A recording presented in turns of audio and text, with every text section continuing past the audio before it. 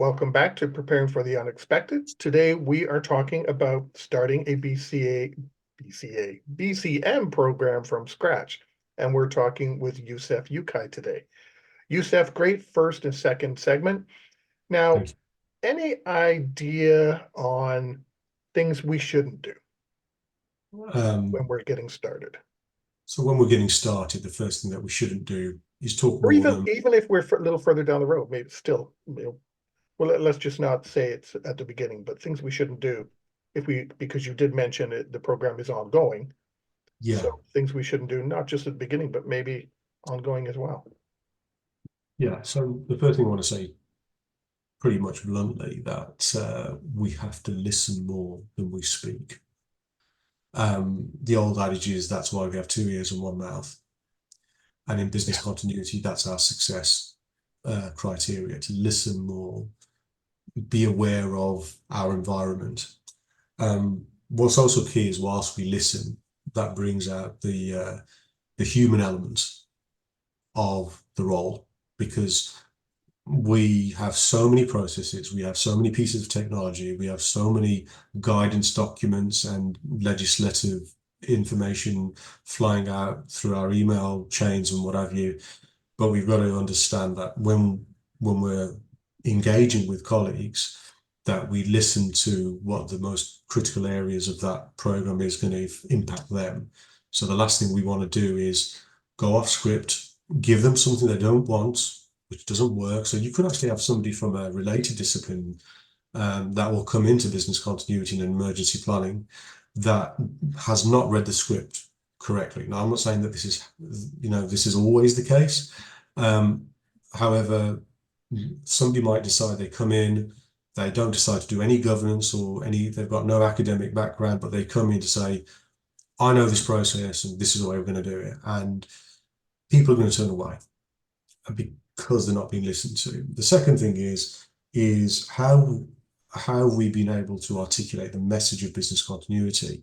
Because if we're using very hard to use words, we haven't got a matrix of definitions, for example, to support.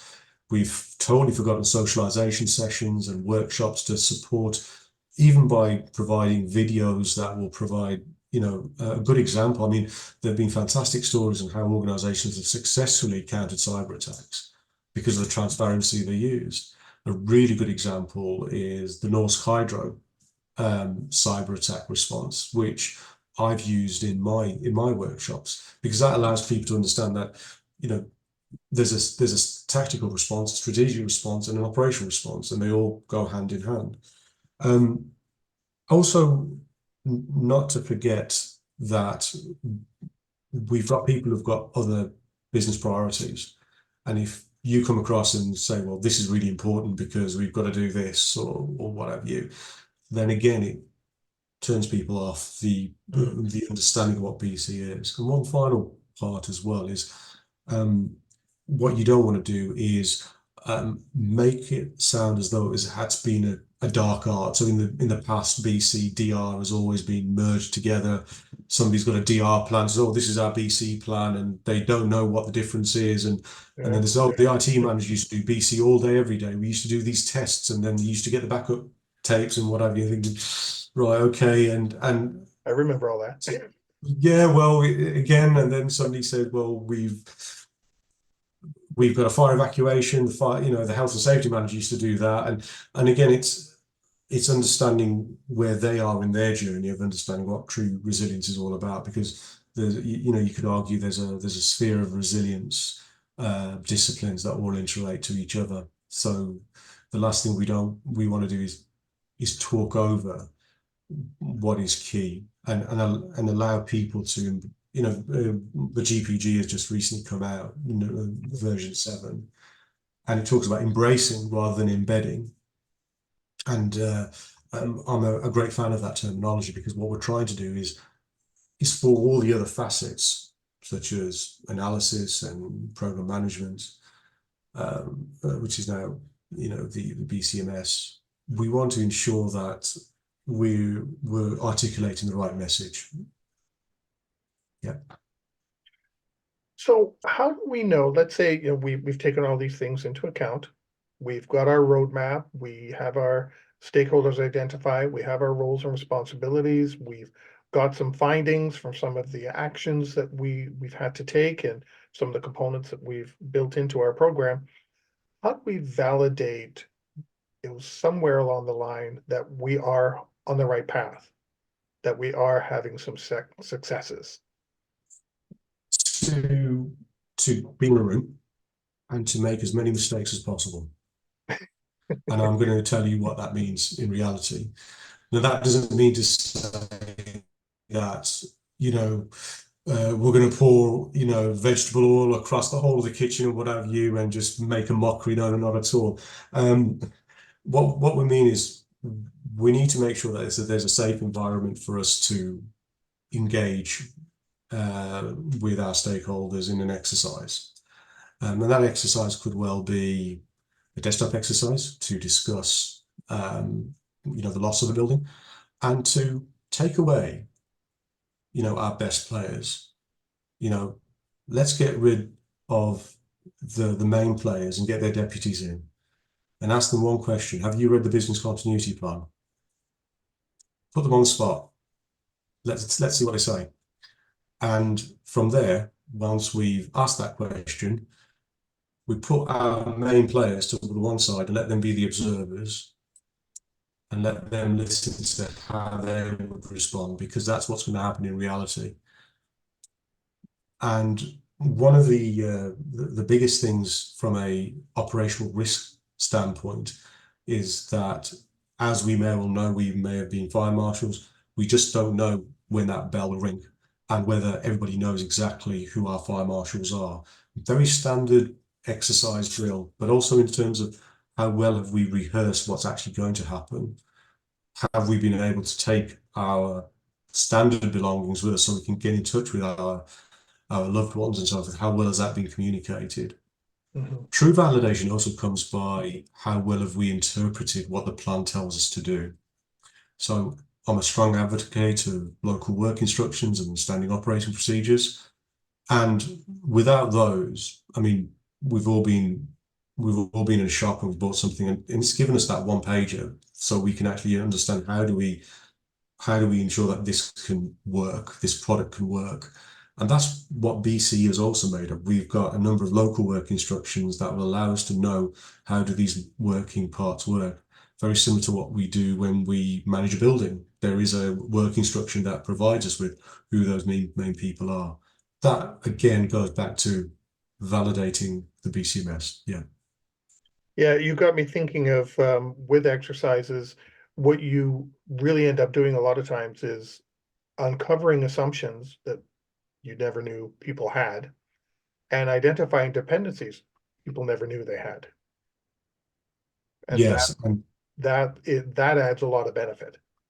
And another example is bringing in a third party and talking to them about while you're doing the exercise. I was lucky enough in my current role to bring in a third party dependency that we work very closely with in the Far East, both in Singapore and the Philippines.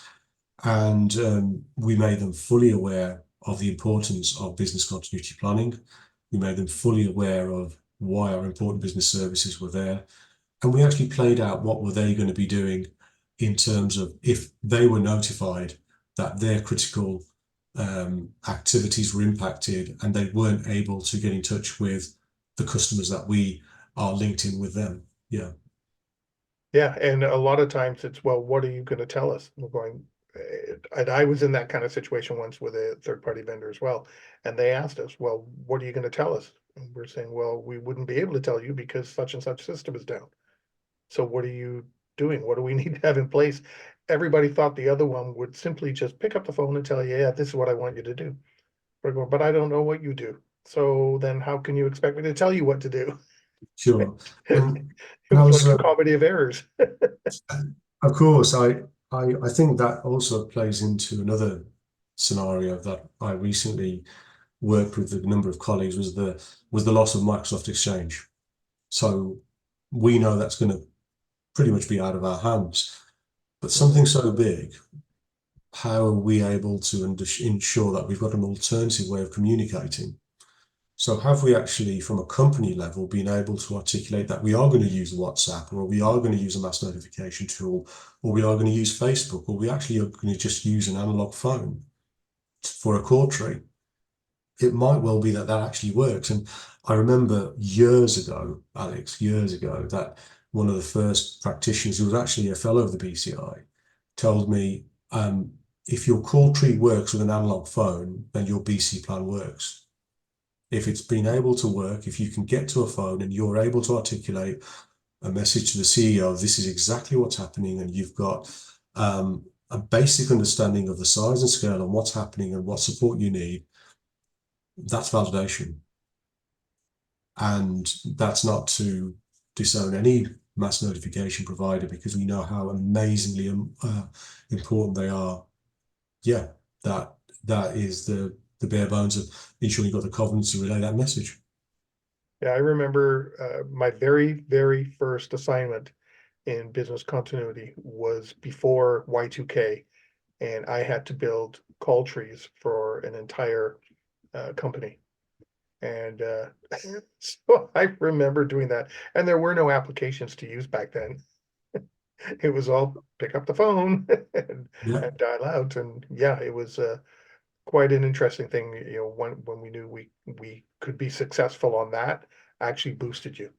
You knew you were in the right track because you could suddenly contact all these people, and everyone was calling each other with the same message, same information, and it kind of made a difference. And so I think the advice that you received there makes sense. Thank you. And I think communication is going to drive a BC program day out. The more clearer we are, the more concise and effective we are. And if I was to conclude on that note, in terms of what we've just discussed, I would feel an organisation's Achilles heel is pretty much not having the best communicators, Mhm. making sure that we've got the right messages intact. Yeah. Well, we have 2.5 minutes left. Do you have any final thoughts or anything you'd like to share or an experience when it comes to starting a BCM program from scratch? Um, I have a number of ideas to conclude. The first thing I'd like to share is be bold and be brave with the actions that you take as a business continuity practitioner, because you are that person that's going to be driving that program.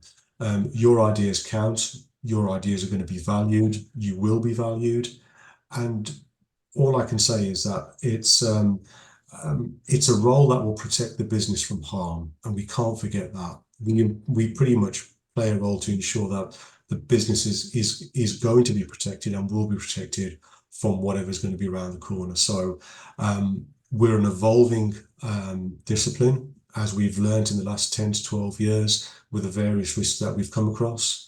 And we're only going to be evolving even more. So I guess it's watch that space. Programs will evolve, and I'm looking forward to what the future holds. So today's been a really insightful hour, and it's been fantastic talking to you. So it's been a great hour's worth of conversation. Yeah. Well, thank you for joining us, and I'm glad we met in London to actually talk about this. And as I said Likewise. at the beginning, this is the first time I've actually had this topic on the show, starting a No, program from scratch, which after 775, almost 75 episodes, it's incredible that I haven't touched on this before. So thank you so much for coming and talking about it. thank you so much, Alex, and I wish you a very successful 2024. And I look forward to meeting you soon later on in the year. Thank you. Yes, I do plan on being in London in November or December, Awesome. whenever it is. And Look forward everyone to it. watching and listening, stay prepared, everybody. If you liked that video, thumbs up. If you didn't like that video, thumbs down. But leave me a message and let me know your thoughts. Of course, don't forget to subscribe. And in the meantime, stay prepared, everybody.